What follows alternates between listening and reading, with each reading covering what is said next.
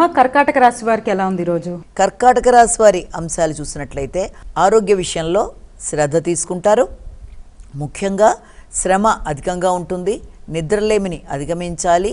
అధిక ఖర్చులు ఉన్నప్పటికీ కూడా ముఖ్యంగా కుటుంబ సంబంధమైన విషయాలలో ఖర్చులు, ప్రయాణాలు, అలాగే సోదరవర్గంతో కలిపి చర్చలు చేయడం, కొత్త ప్రదేశాలకి వెళ్ళడానికి ప్రయత్నాలు లాంటివి చేయడం, అదేవిధంగా మానసిక ఒత్తిడిని జయించడానికి ప్రయత్నాలు లాంటివి చేయాలి. అలాగే వ్యక్తిగత విషయాలలో ముఖ్యంగా నిర్ణయాలు తీసుకునేటప్పుడు కొత్త వ్యక్తుల యొక్క ఆలోచనలకి అధిక శాతం అవకాశం కాకుండా మీ ఆలోచనలు మీ సరళిలో తీసుకుంటూ ముందుకు వెళ్ళడానికి ప్రయత్నాలు చేయాలి. సింహరాశి.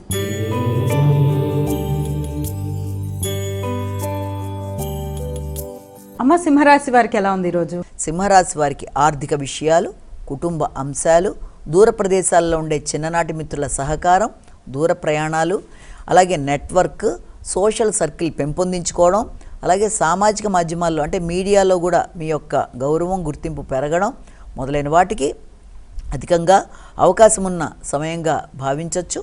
అదేవిధంగా వ్యక్తిగత విషయాలలోనూ ఆత్మీయులైన వ్యక్తుల కొరకు ధనాన్ని ఖర్చు చేస్తారు. అదేవిధంగా కొత్త ప్రదేశాలు సందర్శించడానికి ప్రణాళికలు ఏర్పరచుకోవడం, మానసిక ప్రశాంతత కోసం కొత్త ప్రదేశాలతో పాటు మంచి మిత్రులతో కలిపి సమయాన్ని సద్వినియోగపరుచుకునే విధంగా చాకచక్యంగా నిర్ణయాలు తీసుకుంటూ ముందుకు పెడతారు. కన్యా రాశి.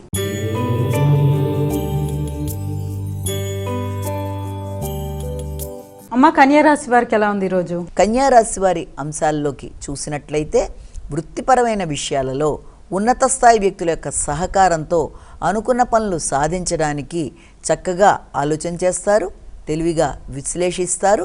అనుకున్న పనులలో అనుకున్నట్టుగా సాధించడానికి క్రమశిక్షణతో ముందుకు వెళ్ళడానికి ఎక్కువ శాతం కృషి చేస్తారు.